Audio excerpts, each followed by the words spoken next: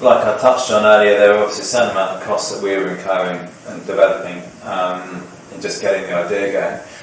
And so we pretty much went down what I suppose you'd call your classic finance ladder. First point, friends and family, who knows you and would be happy to support you. So initially we were able to get, I think you're talking about £5,000, just to kind of keep, make sure the web developer was paid, make sure the graphic designer was paid, keep that going. During that time, when we were developing the idea, we were working different jobs as well, living at home, just living as cheaply as we could. And then we knew that we wanted someone else to back the idea, rather than a friend or family or just ourselves. We wanted to go out to a stranger, go into an investment environment, and someone say, "Yeah, I'll back that idea." And actually, that came through a connection from the university. They said that we should get in touch with an organisation called Advantage Business Angels, who basically just formulate. They're basically professional dragons, was as far as I could explain them. Angels wasn't the term I was familiar with.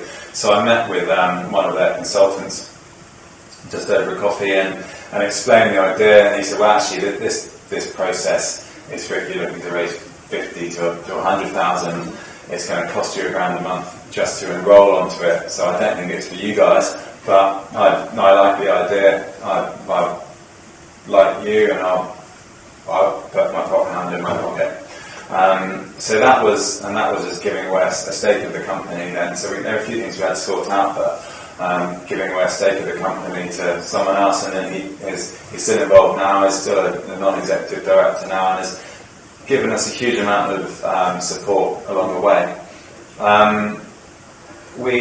So that kind of kept us going for, I suppose, about 3 months initially. We then, through the local enterprise hub, through the university, they had a fund, of which there were sort of various different ones depending on where you are, and this was it was called a GRIST fund. It's Great Ideas in Science and Technology, and I don't know how we qualified, but we had to go in there and pitch our idea, and they gave us £20,000, which we needed to repay back. And actually, looking back at it, the terms of the repayment were quite significant. I think it was 10% or something, but it was done as a fee rather than a percentage. But the main advantage was if the business goes under, there's no liability to the shareholder, to the shareholders or to the directors. So it's what's called very much a soft loan. Following that, we also then got another investor on board, and a sort of round 2 of investment, and that kept us going for the first year until the money was actually in for the trips, and we managed to work out our cash flow, because we're a travel company. The cash flow is quite tricky. You get all the money up front, but legally you're not allowed to spend it until you've delivered the experience for the customers, because it's effectively their money. So in our second year, throughout the whole process, we opened up a conversation with the bank. But when we felt it was time to actually get a bit more of a significant investment,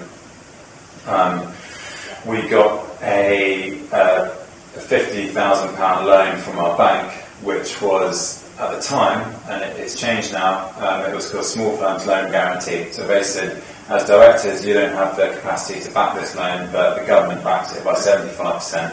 So we got a £50,000 loan for that. I think it's called EFG now. And then that basically kept us going for pretty much for about 8 years. It wasn't a sort of high growth business that needed constant funding.